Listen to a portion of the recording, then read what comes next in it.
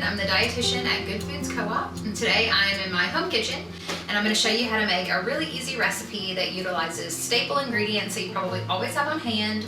It's really customizable and super fun. We're going to make a Dutch baby pancake.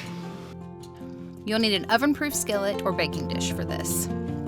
The first thing I did was preheat my oven to 425 with my cast iron inside. Next, I'll begin putting the ingredients together by whisking 4 eggs thoroughly in a large bowl.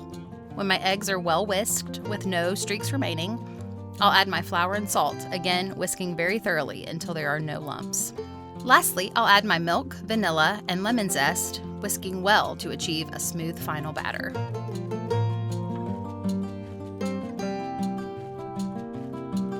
Remove your preheated skillet from the oven very carefully with pot holders.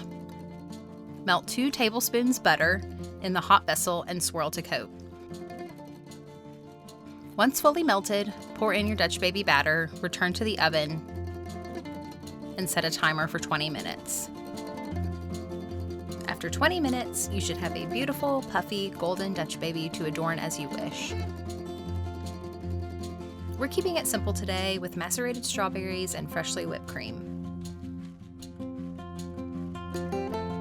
The batter here is unsweetened, so the fruit and cream add a nice sweetness.